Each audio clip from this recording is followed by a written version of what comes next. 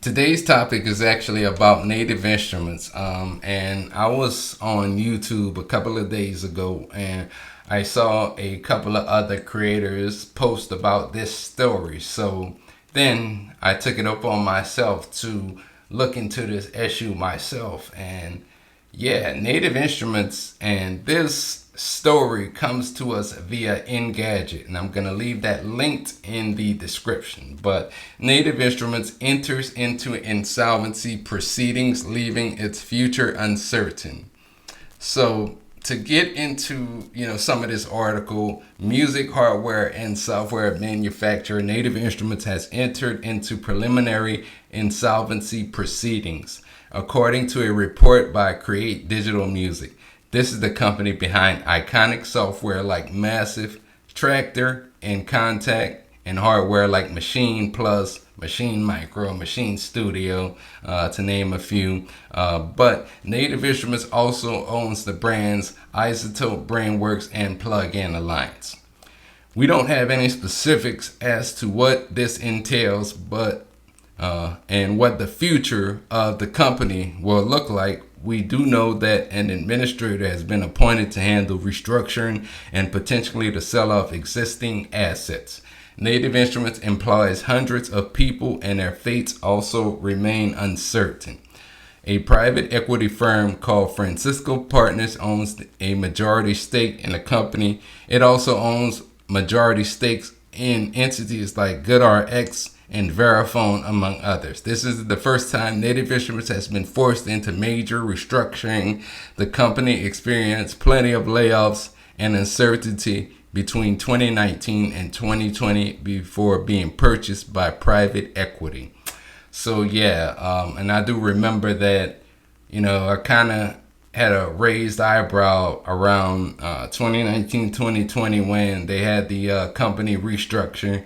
And you could kind of see a lot of the writing on the wall over the last couple of years, especially. There hasn't been as many like expansions and just updates that we're accustomed to seeing when it comes to Native Instruments. And me, one of the things is, and if you follow my content, you followed my work for a long time, I want to say like at least 2009ish, because I remember that's when I bought the original Machine Micro. At that point in time, I was working at a Best Buy here in Dallas, and the store that I worked at, they had a music instrument department, and that was kind of one of the things like Machine.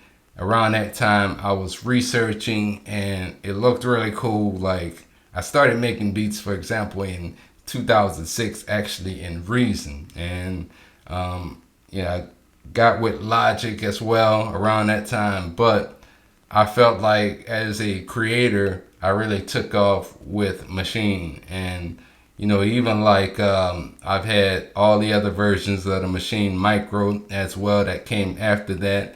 And then another thing that I had, which I'm heavily invested in Machine. If you haven't seen a lot of the videos that I made on this channel, maybe not as much as I've been in previous years, but like you could see, like I have a lot of expansions, plugins.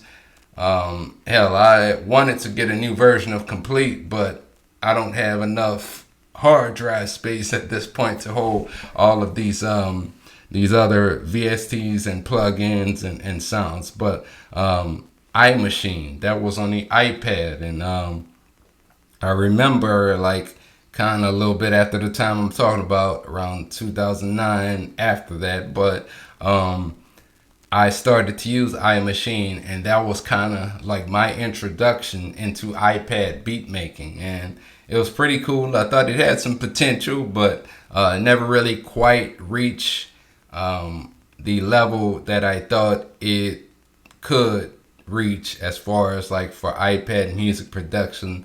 You then had apps like Beatmaker 3, for example, that had came out, and now we have also Logic Pro on the iPad. But iMachine was a app that I thought they should have never given up on.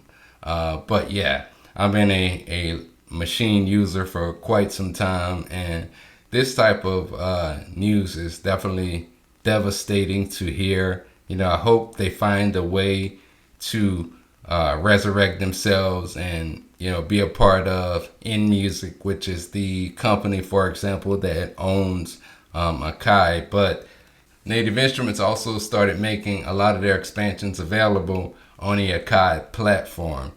And though, like, people that have already purchased some of those on the Machine platform, that's one of the things that I wish they would find some type of update or patch or whatever it is to be able to use the expansions that we already have for Machine on the Akai platform, rather than having to purchase those again. But like, Machine is a big part of what I do, and maybe not so much in like recent years. If you watch a lot more of my videos, you probably see I use more MPC, more Logic. You may even catch some Beatmaker 3 on the iPad videos here and there, but I kind of keep those three along with Machine in rotation.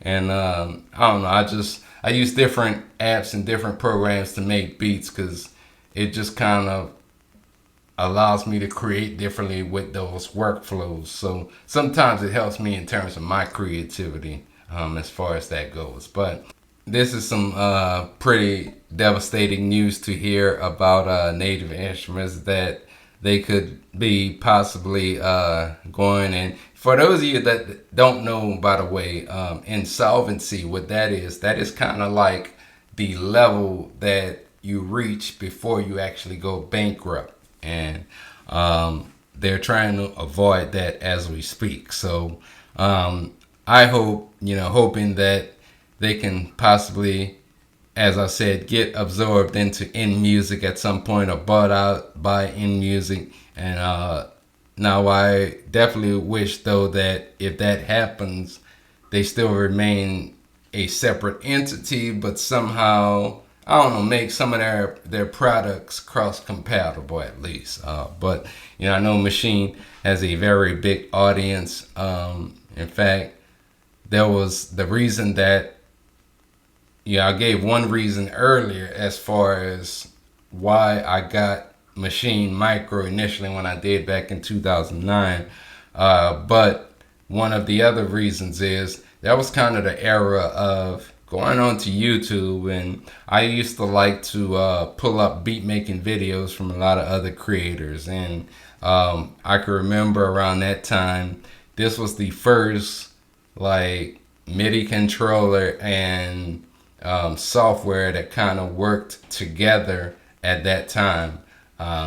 And from there, you started seeing other versions of Machine come out. Then you see Akai kind of get into that same, world as far as making a controller that works with some software. And then, of course, you got the Ableton push as well with the Ableton software. But a lot of other companies kind of started making their versions of that, and it really influenced the music production community going forward. And it's some pretty sad news to hear that Native Instruments isn't doing so well in 2026. So are you a big Native Instruments user? And what do you think of the news that we heard about them potentially going bankrupt?